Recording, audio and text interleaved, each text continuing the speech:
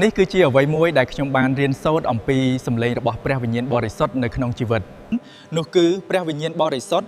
តែងតែមានបន្ទូលមកកាន់យើងក្នុងរយៈពេលត្រឹមតែមួយបព្រិចភ្នែកមានន័យថាមុនពេលអ្នកសរសេរសារបង្ហោះលើ Facebook និងមុនពេលអ្នកចុចពាក្យថាបង្ហោះ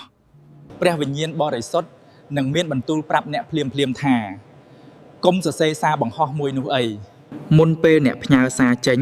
គឺនៅពេលដែលម្រាមដៃរបស់អ្នកហៀបនឹងប៉ះប៊ូតុងផ្ញើទៅហើយនោះព្រះវិញ្ញាណបរិសុទ្ធនឹងមានបន្ទូលឃាត់អ្នកយ៉ាងលឿនថាសូមកុំផ្ញើសារមួយនោះឲ្យសោះនៅពេលអ្នកហៀបនឹងបញ្ចេញកំហឹងហើយពាក្យសម្ដីអាក្រក់ៗហៀបនឹងចេញពីមាត់របស់អ្នកទៅហើយ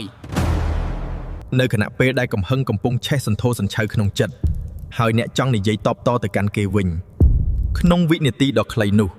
ព្រះវិញ្ញាណបរិសុទ្ធនឹងមានបន្ទូលមកកាន់ចិត្តរបស់អ្នកថាកុំនិយាយពាក្យទាំងនោះអីមុនពេលអ្នកចាញ់ការលបួងខាងដង្ហា